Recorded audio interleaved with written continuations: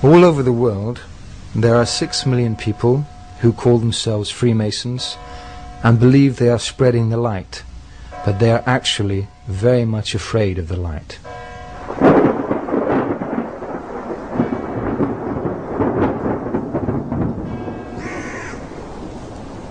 This film tells about what kind of light and how these emissaries of Jabaron are spreading it and how it affects us.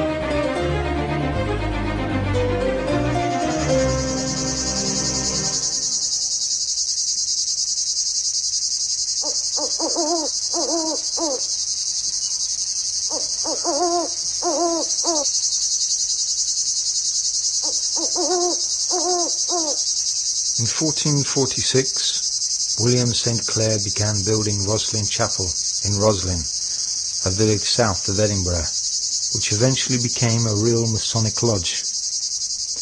It was actually the headquarters of the Knights Templar, also called the Temple of Yahweh.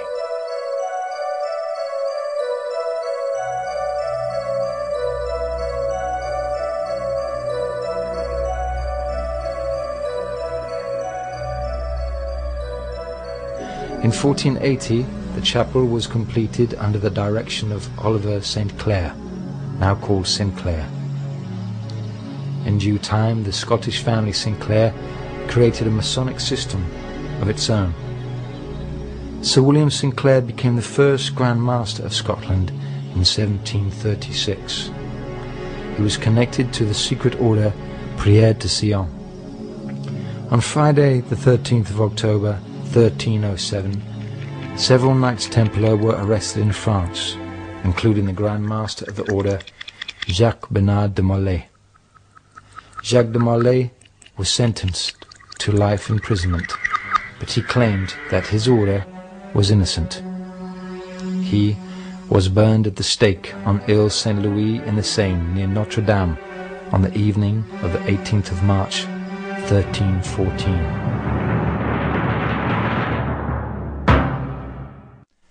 Many Knights Templar fled to Scotland, where they preserved the secrets of their order and infiltrated the existing guilds.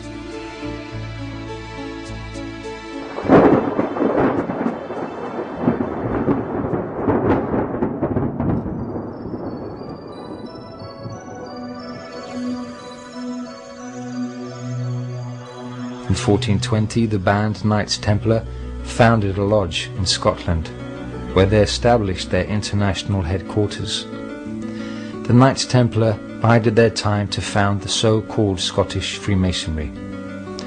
On the 9th of January, 1599, some Knights Templar founded the lodge at Atkinson Have in Scotland.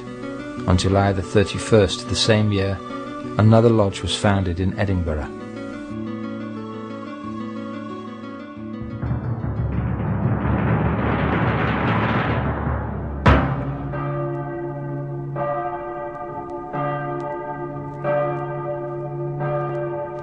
The infiltration of the lodges of the operative Freemasons thus began relatively early. In the beginning of the 1540s, English craft guilds began for economic reasons to accept passive members that did not have a builder's background, such as bankers, merchants, landowners, magicians and scholars. These people greatly desired to belong to a Masonic lodge, despite the fact that they lacked the background.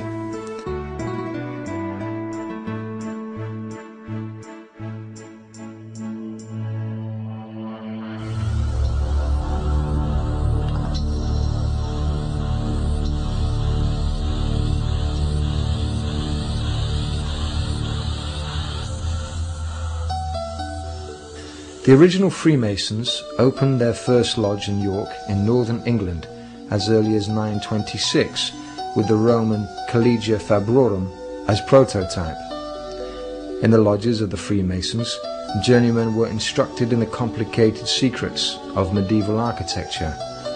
In 1375, a document, which was later found in the London City Archives, described the Freemasons as craftsmen, whose movements were not restricted by the feudal laws.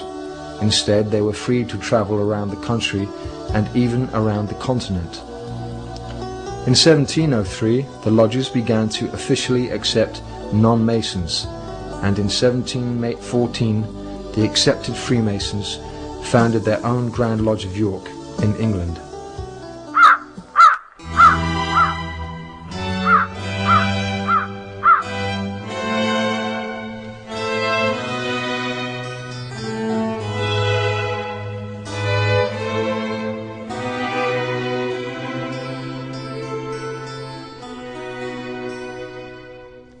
Modern accepted Freemasonry began in Westminster in central London on the 24th of June 1717, when the United Grand Lodge of England was created by the merger of 4 smaller lodges.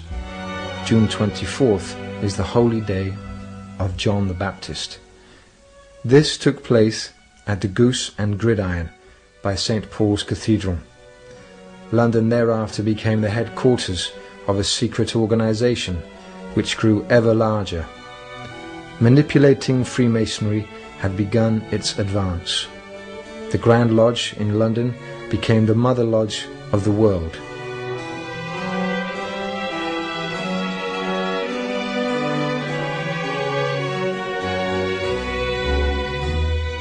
Today, Freemasons Hall is located in Great Queen Street in the Covent Garden district.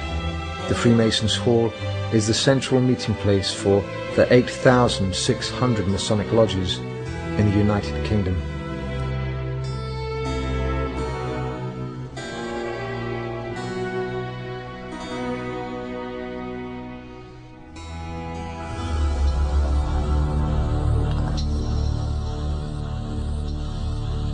Above one of the columns outside Freemasons Hall in London, there is a symbol of Masonic global power, the globe wrapped in a net. It is also noteworthy that the communists practiced dragging their captured enemies in huge nets, which occurred, for instance, in 1940 in the Baltic states.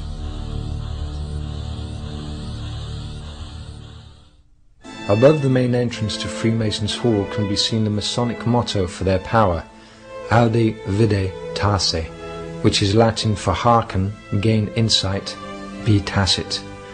This means that the brothers who obey and remain silent about the secret plans of the Grand Masters gain insight into what is really happening in the world. Another inscription, now in Hebrew, above the main entrance, reveals their ideological origin, Kadosh LeAdonai, holy for Yahweh. These words were originally written on the mitre of the chief rabbi. In the Torah, this mitre is called Netzah HaKodesh, which means the Holy Crown.